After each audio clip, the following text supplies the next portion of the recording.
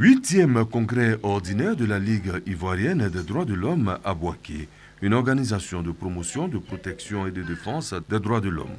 Après le nettoyage des textes, le bilan du bureau sortant est l'identification des perspectives en matière de droits de l'homme. Net Willy Alexandre est réélu à la tête de la LIDO par les congressistes venus de toutes les régions de Côte d'Ivoire. Après sa réélection, le président fixe de nouveaux objectifs et réitère son engagement à renforcer la culture du dialogue, élément essentiel à la cohésion sociale. Depuis notre avènement à la tête de la Ligue ivoirienne des droits de l'homme, nous avons eu à mener beaucoup d'actions et nous travaillons selon le triptyque promotion, protection et défense des droits humains. La LIDO travaille toujours dans une approche collaborative. C'est la raison pour laquelle nos actions sont portées d'abord sur la dénonciation, le plaidoyer, et puis des actions qui sont reconnues par la loi. Quelle contribution des défenseurs des droits humains pour le renforcement de la consolidation de l'état de droit? C'est le thème de ce rassemblement au cours duquel le conférencier n'a pas omis d'inviter les membres de la LIDO à se départir des activités politiques et à privilégier le plaidoyer. Ils sont l'œil qui regarde et qui apprécie l'état de droit. Ils sont les adjuvants des gouverneurs qui ont pour mission essentielle de construire l'état de droit, de sorte à ce que leur mission porte les fruits. Créé le 21 mars 1987 conformément à la loi ivoirienne numéro 60-315 du 21 septembre 1960 relative aux associations, la LIDO n'adhère à aucun groupement politique ni confessionnel. C'est désormais une tradition dans le village d'Adaou. Récompenser les meilleurs élèves et susciter en eux la saine émulation pour qu'ils cultivent l'excellence afin de réussir leurs études et participer plus tard au développement du village. Tel est l'objectif de la mutuelle de développement d'Adaou, MUDEA, dirigée par le professeur Alban Aouré.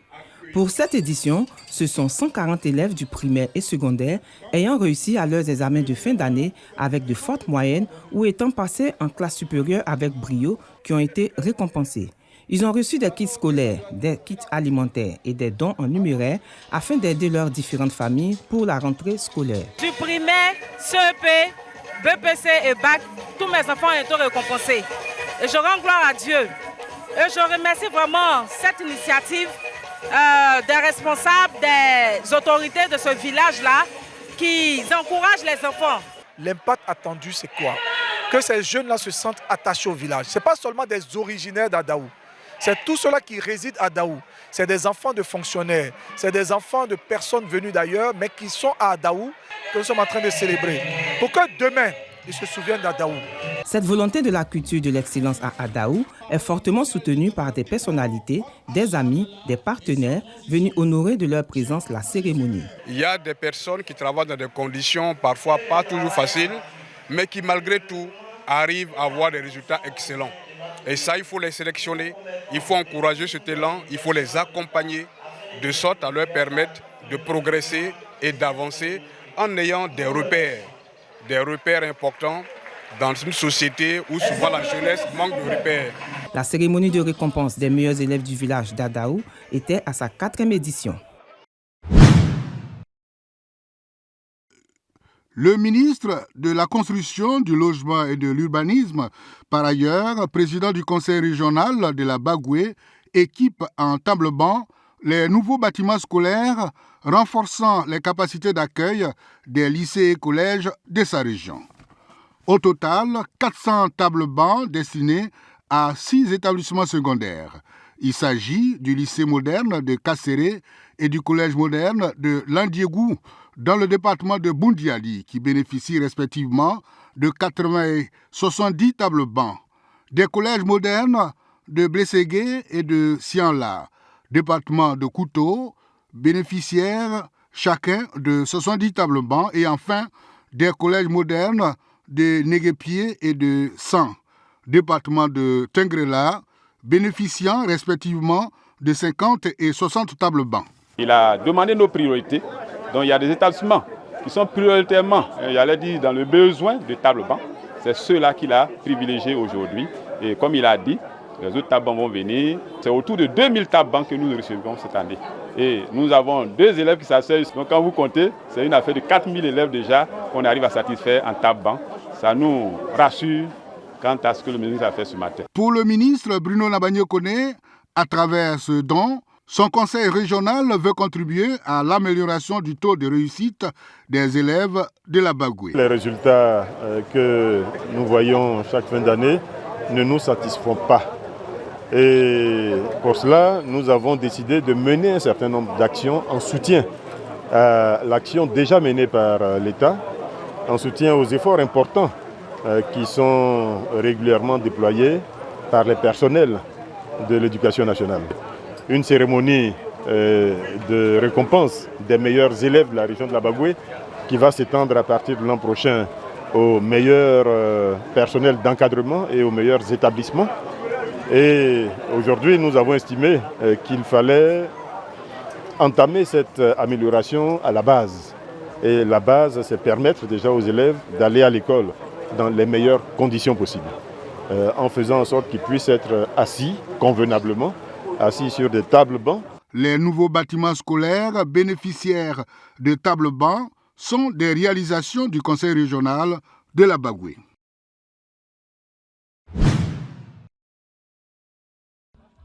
Aoué Nsinziesou, Aoué Broukro et Aoué Kansi partagent le même centre de santé avec le village d'Anoufouin-Bonou dans le département de Sakassou. L'évacuation des malades se fait souvent dans des conditions difficiles. Quand il y a un secours, on appelle Sakasso. Si Sakasso n'est pas disponible, on est obligé de prendre des tricites. Si ça ne va pas, même les 2 roues, vraiment, c'était compliqué pour le village. Les malades et femmes enceintes pourront désormais être transférés aisément à l'hôpital général de Sakassou. Le centre de santé bénéficie d'une ambulance flambant neuve.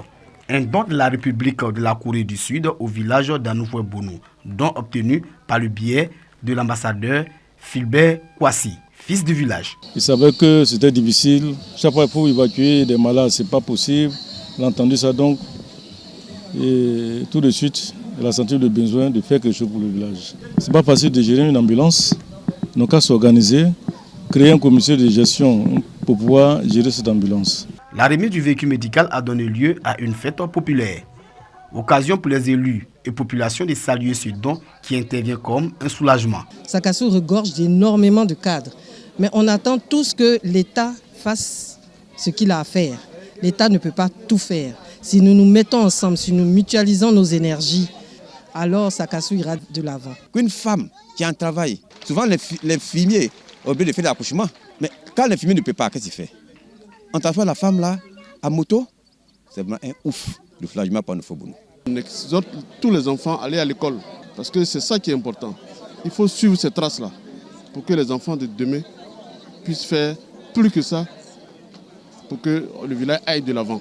Le sous-préfet de Sakassou traduit la gratitude de l'État de Côte d'Ivoire au peuple sud-coréen pour ce don. Les populations d'Anoufoué-Bonou ont émis quelques doléances, à savoir la construction d'une maternité et d'un logement de la sage-femme.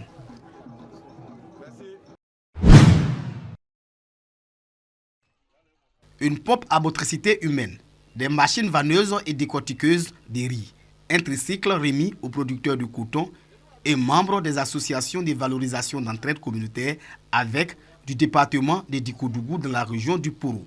En plus du matériel agricole et hydraulique, l'ONG Care International et son partenaire Kagil West Africa offrent 315 kits scolaires et 182 jugements supplétifs aux écoliers et élèves de la localité. Ce soutien de plus de 20 millions de francs CFA vient améliorer les conditions de vie des femmes rurales. À Toka, la pompe hydraulique vient réduire la corvée d'eau.